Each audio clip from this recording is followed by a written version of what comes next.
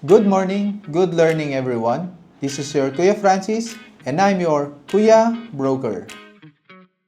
May question po tayo for today. Kuya Broker, may nabili po akong property. Ano po ang mga kailangan para ma-transfer po sa akin ang titulo? Maganda po na malaman po natin ang mga kailangan natin na document para pag nagbayaran po tayo for the house or property, isang meet up na lang po sa owner.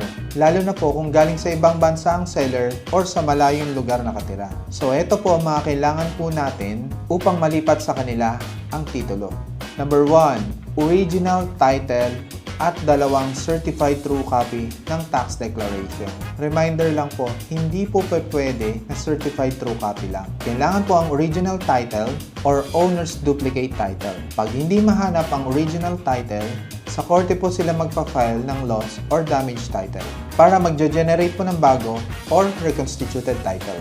Kaso, may 2 years prescriptive period pa yan. Number 2, tax declaration at dalawang certified true copy ng tax declaration.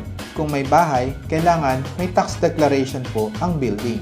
Kung lote lang po, ang binibili nila, kailangan po nila ng certificate of no improvement. Number 3, valid ID po ng name na nasa title. If SPA po ang kausap nila, valid ID po ng SPA at ng seller. At dapat, less than 1 year pa lang po ang SPA. Kasi po, good for 1 year lang ang SPA. Number 4, notarized deed of sale. So, pag nagbayaran po kayo, ito po yung contract na pinipirmahan ninyo, then have it notarized po sa isang lawyer.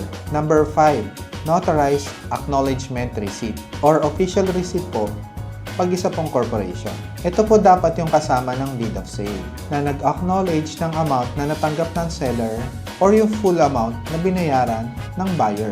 Number 6, tax identification number po ng buyer at ng seller. Number 7, payment for the capital gain tax from the seller. Kaya maigi po pag nagbabayad po sila, separate na po nila yung pangbayad ng capital gain tax. Number 8, expenses sa buyer side. Ito po yung documentary stamp tax, notarial fees, transfer tax, registration fees, at iba pang expenses para sa pagkuha ng certified true copy at ng clearances. Number 9, latest payment for the real property tax or ng amilyar. Requirement po ito para makakuha po kayo ng number 10 requirement, which is tax clearance from the Treasury Department.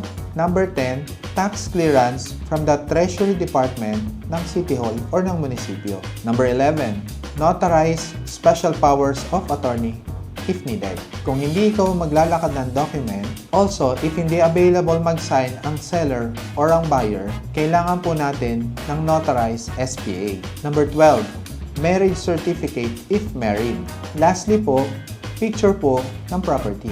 So, kung kayo po ay nasa Metro Manila or nearby area, tumatanggap din po kami ng pag-process ng title para smooth at sure na matransfer ang title sa pangalan po nila. So, kung may katanungan po sila, mag-message lang po sila sa comment section below. Kung nakatulong po ang video na to, pa-type din po ang yes sa comment section. Para safe po ang ating transaction, please continue to watch our videos. Pasuyo na din po, pa-like, follow, and share na rin po ang aming mga social media platforms. Again, this is your Kuya Broker.